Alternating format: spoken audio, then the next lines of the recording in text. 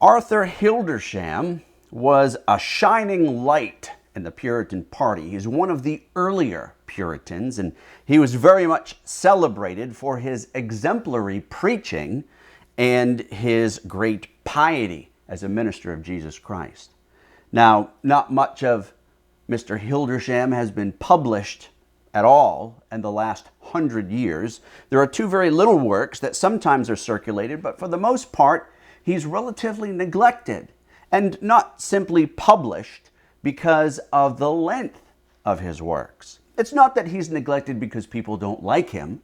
It's that he's been neglected in being published because his works are so enormous. He did one work on Psalm 51 that is 152 lectures on that one psalm, running in just the work itself over 2,500 pages, and that's unedited. Also, he did another work on John 4, and that's 108 lectures, which is over 1,000 pages, unedited. I mean, who really in your church is going to go read Psalm 51 to the tune of 2,500 pages on it? Very few people are going to do that. Much less read something on worship, John 4, in Jesus' interaction with the Samaritan woman at the well, for over 1,000 pages. So, this particular book that we're putting out by Hildersham is an abridged version of his 1,000-page commentary on the 4th chapter of John.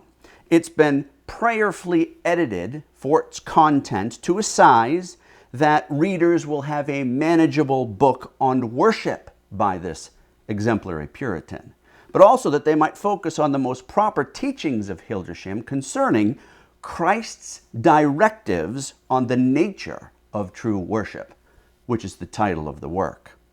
From John 4, 23 and 24, Hildersham explains what worship is, how worship is to be done in spirit and in truth, how the Father seeks worshipers and for what reason, and how God's prescription is eternally relevant for true worship in Christ's new covenant church.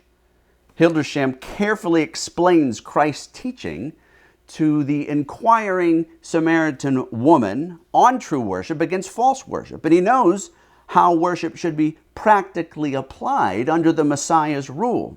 Essentially, Hildersham is teaching the regulative principle of worship, that God alone determines the manner in which sinners may approach him.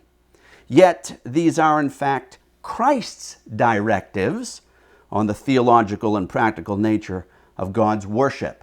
Now, this little book is most relevant to the church today, to the Reformed church today, because in considering what true worship should be as it is prescribed by God, he will call all other forms of worship idolatry.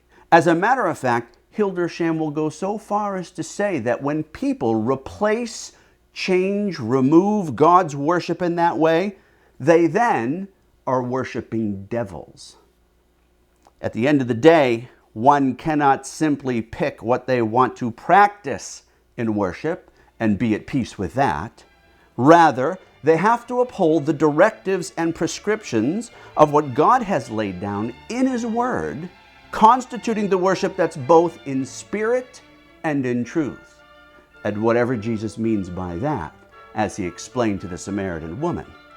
This work is available right now at Puritan Publications in both ebook and print form. Go to www.puritanpublications.com for more information on this title, as well as a number of other works on worship that we've published.